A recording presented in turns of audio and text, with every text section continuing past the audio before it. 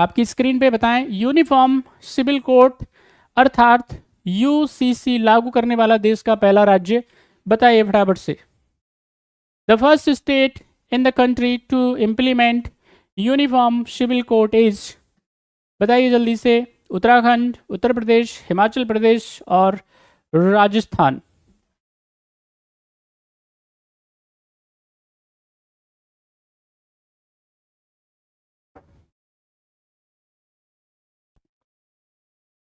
सभी बच्चे आंसर करिए भाई, क्या है सही आंसर क्वेश्चन नंबर 5 का।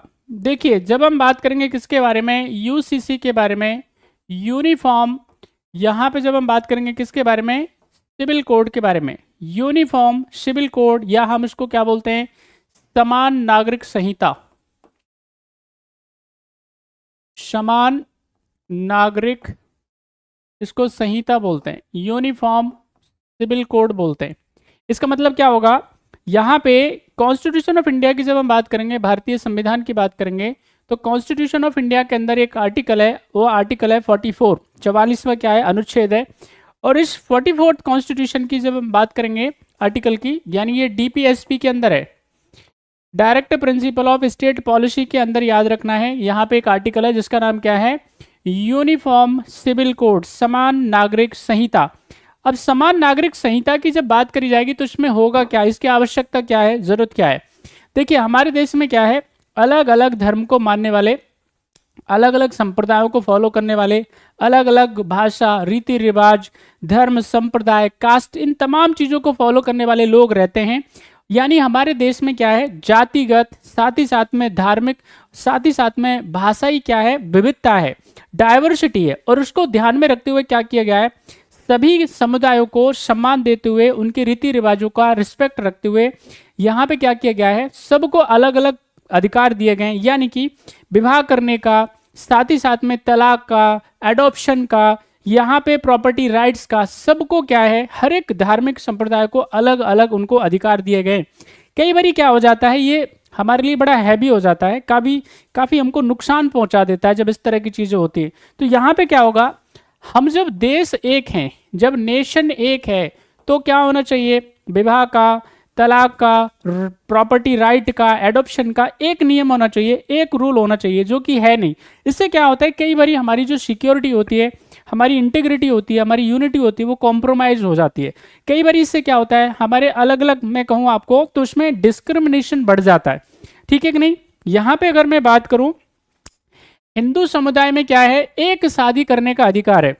यानी यहाँ पे क्या करता है, कोई भी व्यक्ति एक, यानी अगर उसकी उम्र एज कितनी है, 21 साल है, फीमेल की 18 साल है, तो यहाँ पे क्या है, अगर ये मेल है एक ही बारी शादी करेगा, अगर दूसरी शादी करनी है तो पहली वाली को तलाक देना पड़ेगा, डिवोर्स देना पड़ेगा, तभी वो दूसरी शादी कर सकता है, अन्यथा नहीं।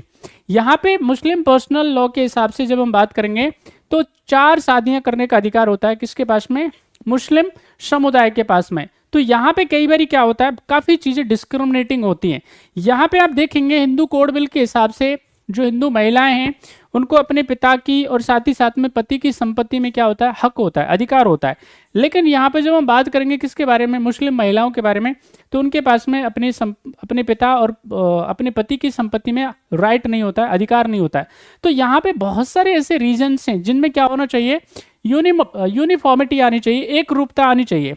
यानी कि एडॉप्शन का, प्रॉपर्टी राइट का, डिवोर्स का, विवाह का, ये सब के लिए क्या होना चाहिए, एक नियम होना चाहिए, ठीक है कि नहीं। हमारे देश में क्या है, अभी स्पेशल मैरिज एक्ट है, हिंदू मैरिज एक्ट है, तो इस तरह से बहुत सारे, क्रिश्चियन मैरिज एक्ट है, सबके लिए अलग अलग कानून बने हुए हैं। तो वैसी स्थिति में क्या होना चाहिए, देश में एक अगर कानून बन जाए, एक लॉ आ जाए, उसी को क्या बोलते हैं, यूनिफॉर्म सिविल कोड कहते हैं। इससे क्या होगा, हमारी जुडिशरी के ऊपर क्या होता है, अननेसेसरी दबाव पड़ता है, बात समझ में आई, सबको पढ़ना पड़ता है, सारे के सारे नियम कायदे कानूनों को उनको पढ़ना पड़ता है, और उसके बाद में कई बार न्याय मिलने में बहुत देर हो जाती है। इसलिए कई बार देखते हैं आप, तारीख पे तारीख चलती रहती है, न्याय नहीं मिलता है, तो वैसी स्थिति आ जाती है। तो यहाँ पे यूनिफॉर्म सिविल कोड लागू करने वाला याद रखना है, उसका स्टेट का नाम है Uttarakhand. Right answer is a. Next question आपकी स्क्रीन पे, क्वेश्चन नंबर, फटाफट से आंसर करिए, क्वेश्चन नंबर 6 का क्या है सही जवाब। क्वेश्चन नंबर 6 आपकी स्क्रीन पे, फटाफट से आंसर करिए। हाल ही में किस भारतीय राज्य में विश्वास मत प्रस्ताव लाया गया है? फटाफट से बताएं। बिहार, दिल्ली, छत्तीसगढ़ और Rajasthan. Recently in which Indian state confidence vote motion has been brought? क्या है सही आंसर? क्वेश्चन आपकी स्क्रीन पे, क्वेश्चन नंबर 6।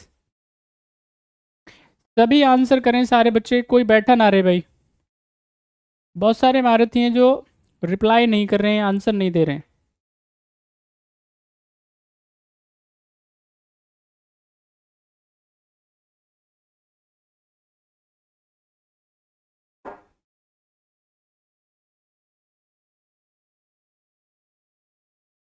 चलिए भाई देखिए, यहां पे जब हम बात करेंगे किसके बारे में, आप सबने सुना होगा नो कॉन्फिडेंस मोशन, तो सुना होगा आपने।